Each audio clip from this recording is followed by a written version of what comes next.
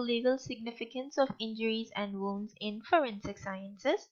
So, first of all, this course is going to be divided into 3 parts. So it's going to be a 3-part series, and this is part 1 of that 3-part series. I'll be publishing all the 3 series on Udemy one by one.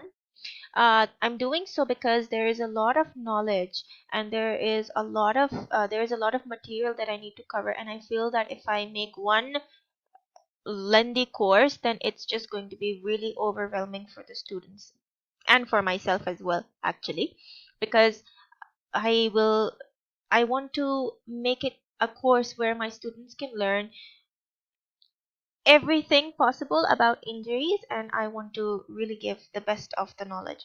So I have divided it into 3 parts. This is part 1, and in this part we will be discussing in-depth knowledge of injuries and their appearances. So who is this course for? This course is for anyone who wants to do it, because it is just something that is really interesting. I think that this was by far the most interesting topics that we studied when that I studied when I was in university. But this is a really good topic for people who are trying to pave their way into forensic medicine, and who are into forensic postmortems.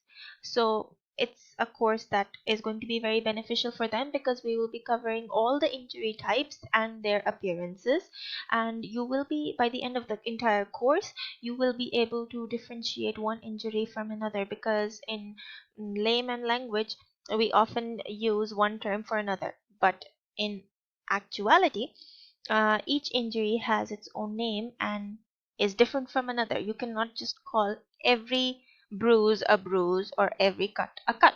Every cut has a specific name, so does every bruise. So, knowledge of medical terminology is the next point.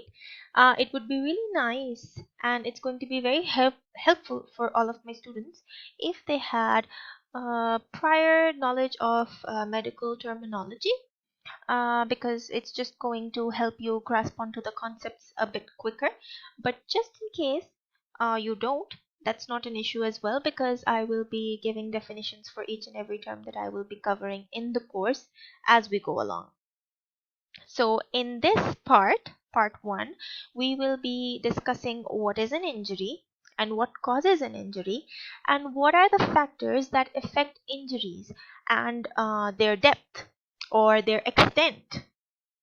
What are the things that cause a deep wound, or what are the reasons that an injury is not so deep, because the injuries can be of a million types, right? So what are the factors that determine the depth and the damage that an injury causes? So we'll be discussing that too.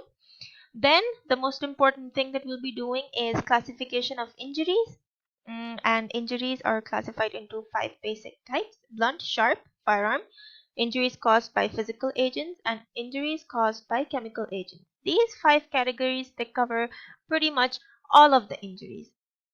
So each type has its subtype, so you can imagine how confusing it can get. That is the reason why we have divided the series into 3 parts. And the last thing that we will be discussing in detail is description of blunt force trauma, like abrasions, bruises, lacerations. So that is the first topic of that is the first point in classification of injuries, and we'll be covering that. So this itself is going to be a very lengthy topic. So these are all the things that we will be covering in this course, and in the next part we will be doing sharp and firearm injuries.